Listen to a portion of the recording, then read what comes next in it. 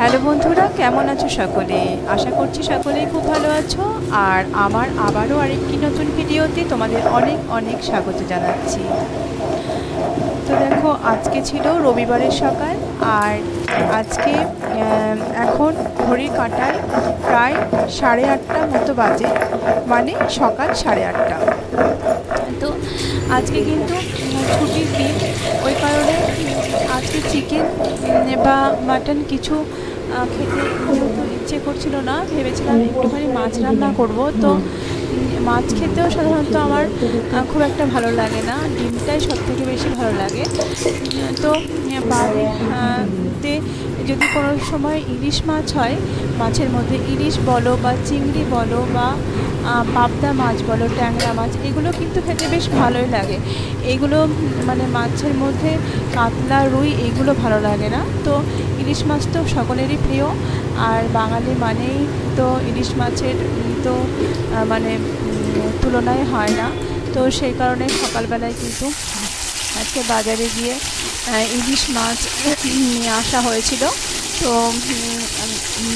ইলিশ মাছটা কিন্তু আমি ভালো করে ধুয়ে নিয়েছি, আর বাজার থেকে কেটে নিয়ে আসা হয়েছিল। ভালো করে ধুয়ে তারপর লবণ হলুদ মেখে নিয়েছি।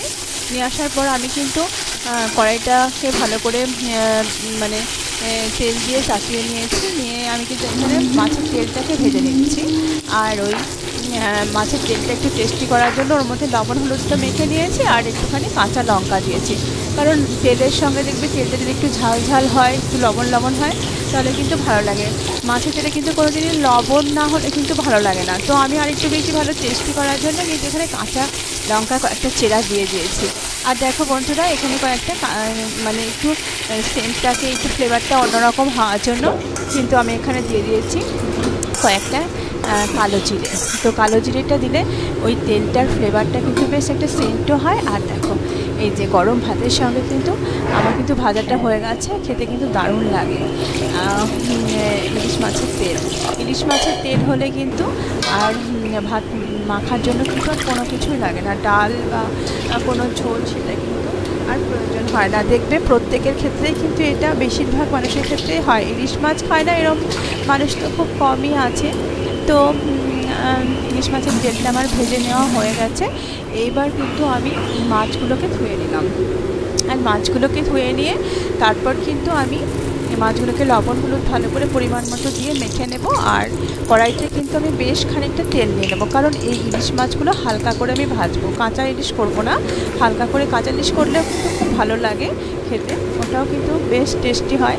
তো আজকে আমি একটু হালকা করে ভেজে নেব, এই জন্য একটু কড়াইতে বেশি করে তেল দিলাম। তো এখান থেকে কিছুটা তেল আমি কিন্তু রাখবো। মাছটাকে 2 পিঠ ভাজবো না, হালকা হালকা করে 1 পিঠ মতো ভেজে নেব।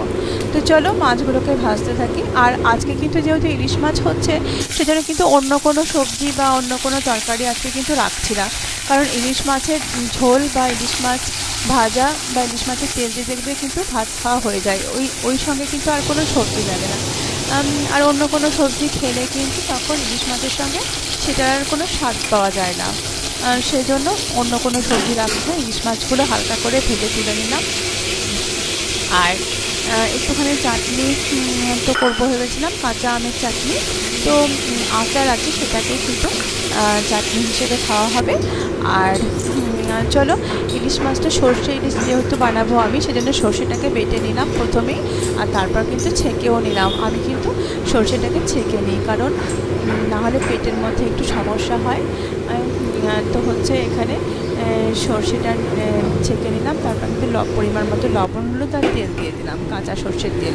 আর তারপরে কিন্তু কাঁচা লঙ্কাও চিড়ে নিয়েছি, আর কালো জিরেটাও কিন্তু এখানটায় আমি ফোড়নের মধ্যে দিলাম। ফোড়নের মধ্যে কালো জিরে আর কাঁচা লঙ্কাকে বেশ ভালো লাল লাল করে আমি একটু ভেজে নেব। তারপর কিন্তু আমি সর্ষের ওই যে গোলার যে জলটা হলো, সেই জলটা কিন্তু আমি দিয়ে দেবো। আর তারপর তো আমি মাছগুলো একটু সামান্য ফুটে উঠলে মাছগুলো তখন দিয়ে দেবো। ইলিশ মাছ যেহেতু হালকা করে ভেজে নিয়েছি, ওই জন্য খুব বেশি সময় ধরে ফোটানোর প্রয়োজন নেই। হালকা একটুখানি সিদ্ধ হয়ে গেলেই কিন্তু মাছটা খেতে মানে ভালো লাগবে। তো দেখো এই দেখো লাল লাল করে ইলিশ মাছ ভাজা, এটাও কিন্তু খেতে ভালো লাগে। খিচুড়ি বলো বর্ষার দিনে বা গরম ভাতের সঙ্গে লাল লাল করে ইলিশ মাছ ভাজাও কিন্তু ভালো লাগে। ইলিশ মাছের যে কোনো পদই কিন্তু আমার খুব প্রিয়, আর আমার মনে হয় প্রত্যেকেরই কিন্তু ইলিশ মাছটা মানে প্রত্যেকের বলবো না, বেশিরভাগ মানুষেরই কিন্তু প্রিয় হয়। ইলিশ মাছের টেস্ট নিয়ে তো কোনো কথাই হবে না, কিন্তু ইলিশ মাছটা কিছু কিছু মানুষ অপছন্দ করেন, কারণ এটাতে প্রচুর কাঁটা থাকে ওই জন্য হয়তো। তাছাড়া ইলিশ মাছের স্বাদটা কিন্তু অতুলনীয় হয়। তো দেখো মাছগুলো দিয়ে দিলাম, আর ঝোলটাও ফুটে গেছে। তো অল্প একটু ফুটিয়ে নিয়ে আমি কিন্তু ঝোলটাকে নামিয়ে নিয়েছি। আর দেখো এখানে কিন্তু মায়ের জন্য খাবারটা রেডি করছি। তো ভাত দিয়ে দিয়েছি, আর দেখো ইলিশ মাছটা হয়ে গেছে। এই দেখো এই পিসটা কিন্তু দারুণ খেতে হবে। আর হচ্ছে মায়ের জন্য কিন্তু আমি মাছটাকে তুলে নিচ্ছি, 2 পিস মতো মাছ তুলে নিয়ে মাকে কিন্তু খাবারটা দিয়ে দেবো। মা চলে এসো, খেতে এসো তাড়াতাড়ি।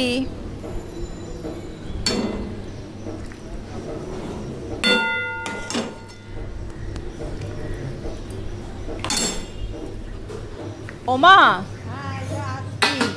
আসছি গো, খেতে আসছি। আচ্ছা ঠিক আছে বসো। আজকে কিন্তু শুধু ইলিশ মাছের ঝোল আর ইলিশ মাছের তেল ভাজা দিয়ে মানে ভাত করেছি, আর অন্য কোনো রান্না করিনি, ঠিক আছে? শাক শাক, হ্যাঁ হ্যাঁ ভালোই তো লাগছে গো, খুব স্বাদ হয়েছে, ভালো।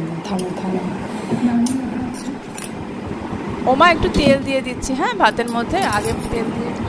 হ্যাঁ দাও, হ্যাঁ তেল দিয়ে খাবো। হ্যাঁ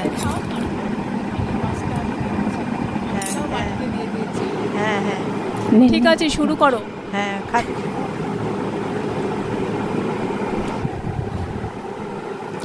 ওমা এখন কেমন লাগছে?